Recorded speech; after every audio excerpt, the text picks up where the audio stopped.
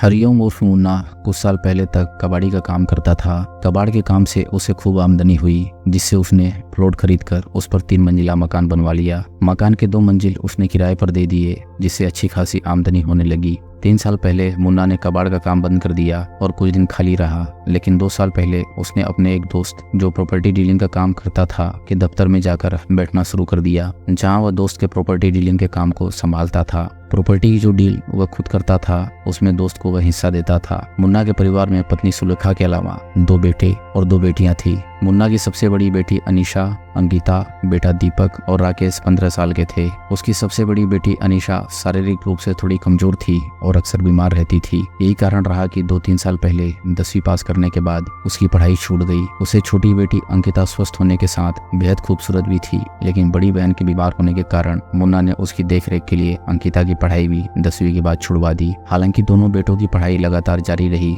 बड़ा बेटा दीपक इस बार 12वीं कक्षा में था। पिछले साल जब अनीशा स्वस्थ हो गई तो मुन्ना ने अनीशा और अंकिता का एक साथ 11वीं कक्षा में एडमिशन करा दिया। क्योंकि मुन्ना के चारों ही बच्चे पढ़ने लिखने में थोड़ा कमजोर थे। संयुक्त से सत्यम एनक्लेव में अपने साइबर कैफे में ट्यूशन पढ़ाने वाला पंकज सिंह एक दिन मुन्ना के संपर्क में आया। पता चला कि मुन्ना ने पंकज से अपने चारों बच्चों को ट्यूशन पढ़ाने के बारे में बात की। करीब 5 महीने पहले मुन्ना के चारों बच्चे ट्यूशन पढ़ने के लिए पंकज के साइबर कैफे पर जाने लगे। पंकज सुबह करीब 9:30 बजे तक साइबर कैफे खोल लेता था। इसके बाद वो 12:30 बजे तक बच्चों को ट्यूशन पढ़ाता था। इस दौरान अगर कोई टाइपिंग का वर्क लेकर दुकान पर आ जाता तो वह उसका भी काम कर देता था। कुल मिलाकर पंकज वकालत की पढ़ाई करने के साथ साथ अपना खर्च चलाने के लिए साइबर कैफे और ट्यूशन पढ़ाने का काम करता था, जिससे उसकी जिंदगी आराम से गुजर रही थी। जब से मुन्ना के चारों बच्चे पंकज से ट्यूशन पढ़ने लगे थे, तब से उसके कॉलेज जाने के बाद चारों बच्चों में से ही कोई उसके साइबर कैफे पर बैठकर उसका संचालन करते थे। शाम को कॉलेज से आने के बाद पंकज फिर साइबर कैफे संभाल लेता था। पंकज पढ़ा लिखा और आकर्षक व्यक्तित्व का नौजवान था।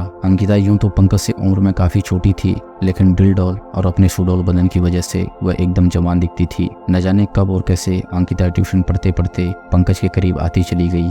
यही कारण था कि पंकज से जब भी अंकिता एकांत में मिलती तो गाहे बगाहे पंकज से कुछ ऐसी निजी बातें करने लगती, जिससे धीरे धीरे पंकज भी उसकी तरफ आकर्षित हो गया। जल्दी ही उन दोनों के नजदीकियों ने प्रेम का रूप धारण कर लिया। अब कुछ ऐसा होने लगा कि जब भी दोनों को थोड़ा सा एकांत मिलता तो वे एक दूसरे से प्यार भरी बातें करने लगते। कभी कभी झूठ बोलकर अंकिता पंकज के साथ पिक्चर देखने भी चली जाती और पंकज उसे रेस्टोरेंट में लंच या डिनर कराने भी ले जाता। इसी दौरान 3 महीने पहले अचानक पंकज के मकान मालिक ने रिपेयर कराने के लिए जब अपना फ्लैट खाली कराया तो अंकिता के कहने पर मुन्ना के 3रे फ्लोर पर स्थित कमरे में आकर रहने लगा। मुन्ना के घर में आकर पंकज की अंकिता के साथ नजदीकी और ज्यादा बढ़ गई। दोनों के बीच कुछ ऐसे रिश्ते भी बन गए जो शादी से पहले एक लड़की और लड़के के बीच नहीं होने चाहिए। हालांकि अभी तक मुन्ना या उसके परिवार के किसी सदस्य को दोनों के संबंधों की भनक नहीं लगी थी, लेकिन 15 दिन बाद अचानक पंकज ने मुन्ना का मकान छोड़ दिया। वह नवीन त्यागी के मकान में जाकर रहने लगा। मुन्ना के परिवार में मुन्ना के अलावा किसी के पास भी एंड्रॉइड मोबाइल फोन नहीं था। मुन्ना की पत्नी सुलेखा के पास मोबाइल फोन जरूर था, लेकिन वो भी साधारण फोन था। अगर परिवार में बच्चों को किसी से बात करनी होती थी तो अपने पिता या माँ सुलेखा का फोन ही इस्तेमाल करते थे।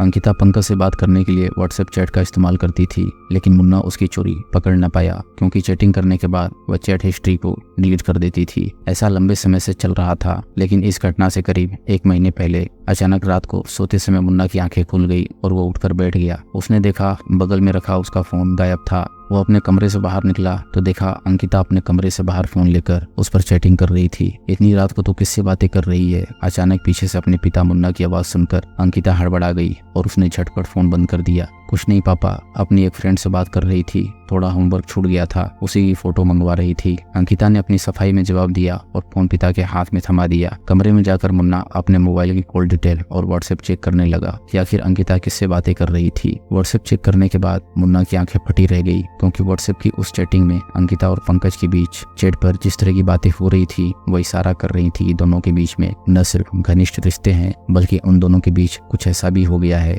जो पिता के लिए नाकाबिले बर्दाश्त था। मुन्ना ने उसी रात अपनी पत्नी को जगाकर पंकज और अंकिता के बीच हो रही व्हाट्सएप चैट के बारे में बताया तो पत्नी सुलेखा भी गंभीर हो गई। पति पत्नी की वह रात दोनों की आंखों में कट गई। रात भर मुन्ना और उसकी पत्नी सुलेखा बात करते रहे कि ऐसी स्थिति में क्या किया जाए। सुबह होते ही मुन्ना और उसकी पत्नी सुलेखा ने अंकिता को अपने कमरे में बुलाया और उसे पंकज के साथ हुई बातचीत की चैट दिखाकर सच बताने को कहा। माता पिता के सामने आशिकी का सच आया तो 1 ही मिनट में अंकिता की रूह कांप उठी। वह अपने माँ बाप की नजरों में गिरना नहीं चाहती थी। साथ ही उसे अपनी पिटाई का भी डर हुआ, इसलिए एक ही पल में उसने बचने का बहाना तलाश कर लिया। मैंने कुछ नहीं किया पापा, पंकज सर मुझसे जबरदस्ती करते हैं, बोलते हैं कि मुझसे दोस्ती करो नहीं तो मैं तुम्हें फेल करवा दूंगा। पापा जब मैंने उनकी शिकायत आपसे करने को कहा तो धमकी देने लगे, मैं तुम्हारे भाई बहनों को ट्यूशन पढ़ाना बंद कर दूंगा और उन्हें भी फेल करा दूंगा। कहते हैं इंसान को अपनी औलाद का झूठ भी सच लगता है और दूसरे का सच भी झूठ नजर आता है। मुन्ना की पत्नी सुलेखा ने अपनी बेटी अंकिता से प्यार और पुचकार कर यह सच भी उगलवा लिया कि पंकज ने उसके साथ कई बार शारीरिक संबंध भी बनाए हैं।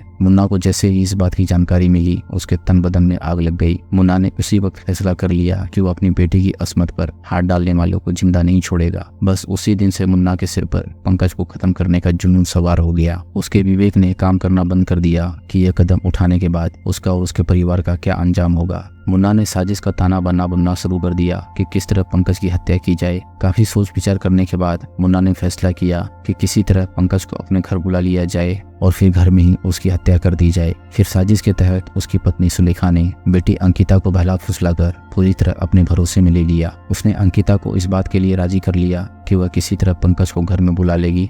अगले दिन जब अंकिता ट्यूशन पढ़ने गई तो उसने धीरे से पंकज के कान में बोल दिया कि कल सुबह मम्मी पापा कहीं चले जाएंगे, जबकि अनीशा और दोनों भाई स्कूल चले जाएंगे, लिहाजा वो घर पर अकेली होगी। अंकिता ने पंकज से कहा कि वो साइबर कैफे जाने से पहले सुबह 10 बजे के आसपास उसे घर पर मिलने चला आए। अंकिता के इसी बुलावे पर पंकज घर से निकला और अंकिता के घर पहुंच गया। ऊपर की मंजिल पर रहने वाले किराएदार अपने काम पर जा चुके थे। पंकज ने जब अंकिता के घर की कॉल बेल बजाई तो मुन्ना और उसकी पत्नी समझ गए कि पंकज आ गया है, लिहाजा वे दोनों बाथरूम में छिप गए। अंकिता ने दरवाजा खोला और पंकज घर के भीतर दाखिल हो गया तो अंकिता ने दरवाजा भीतर से बंद कर लिया। पंकज को इस बात का जरा भी एहसास नहीं हुआ कि वह आज एक बड़ी साजिश का शिकार होने वाला है। अंकिता के साथ बैठकर बात करते हुए पंकज को चंद मिनट ही बीते थे कि तब तक बाथरूम का दरवाजा खोलकर मुन्ना और उसकी पत्नी सुलेखा बाहर आ गए। कमरे में आते ही पंकज ने अपने हाथ में पकड़ी एक रस्सी पंकज के गले में डालकर उसका फंदा पंकज के गले में कसना शुरू कर दिया। सुलेखा और अंकिता ने पंकज के हाथ पांव पकड़ लिए ताकि वह चंगुल से छूटने न पाए।